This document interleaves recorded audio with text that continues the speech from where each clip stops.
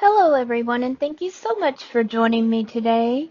My name is Mademoiselle Lynna, and you can find me online at www.scottishsunflower.com. Today, we are here for Folktale Friday. So, without any further ado, let's go ahead and get started. Today's folktale is The Sky, the Rat, and the Well. Once upon a time, a girl was going to her father's house when she lost her way and wandered off far from town. She was very thirsty, and so seeing a well with a rope attached to it, she shimmied down it to drink. But she could not get back up. Cry and scream as she might, no one heard her. At last a man passed by, looked down at her, and asked if she was a human or a demon. "I am a human being," she answered, weeping and begging to be rescued. "If I save you," he asked, "will you lie with me?" "Yes," she answered, giving him her word. So he labored to get her out of the well, and then said, "Now keep your promise," because he wanted to lie with her. "Where are you from?" the girl inquired. He told her where he was from, and that he was from a priestly family. "I, too, am from such a family," said the girl.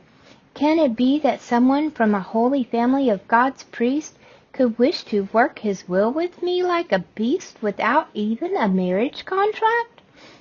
Come with me to my parents' house, and I'll marry you honorably and chastely." The man agreed to this, and they pledged their troth to each other. But who, they wondered, will our witness be? And so they decided to have as witness the sky, the well, and a rat that happened to pass by. Then they went their separate ways. The girl kept her pledge and turned down every suitor. Once a young gentleman came from another town. He was wealthy, learned, wise, virtuous, and of a distinguished family.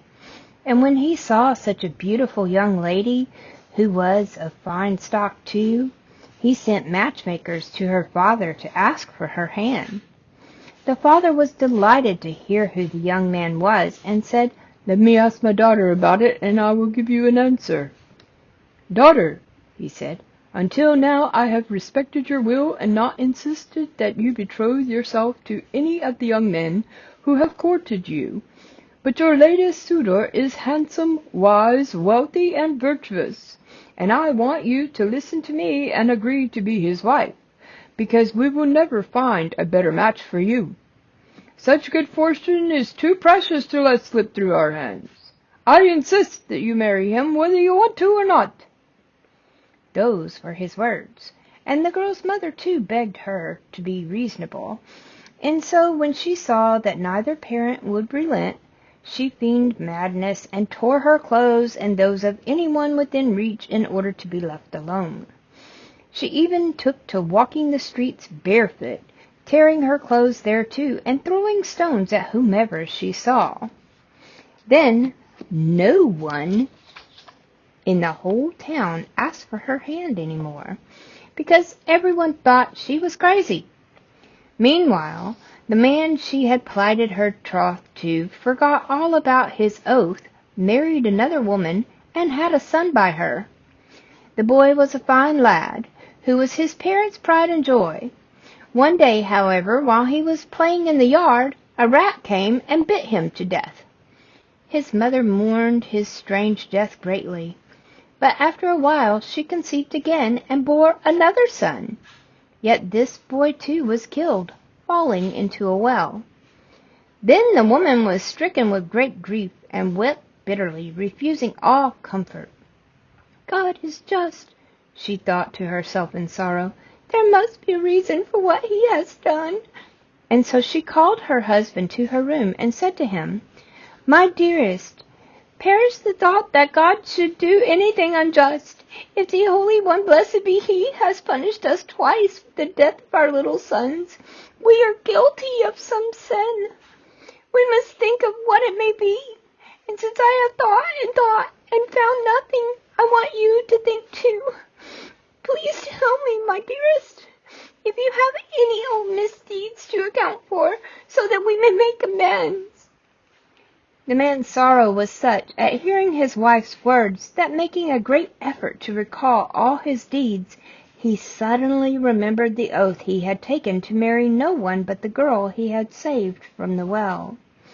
He told his wife about it, and she said to him, vindicating God's ways, "My dearest, let us divorce each other lovingly and peaceably. Go to that girl whom God set aside for you, and keep your pledge to her, so that the innocent souls need perish no longer, and the cup of bitterness need not be drunk again." And so the two of them went to the rabbi and were divorced, and the woman went her way. The man then set out for the girl's town. When he arrived and asked about her, he was told that she was mad. "Nonetheless," he said, "please tell me where her father lives." And going to the man, he said, "I understand, sir, that you have an unmarried daughter. Would you agree to let her be my wife?" "How painful your words are to me," said her father.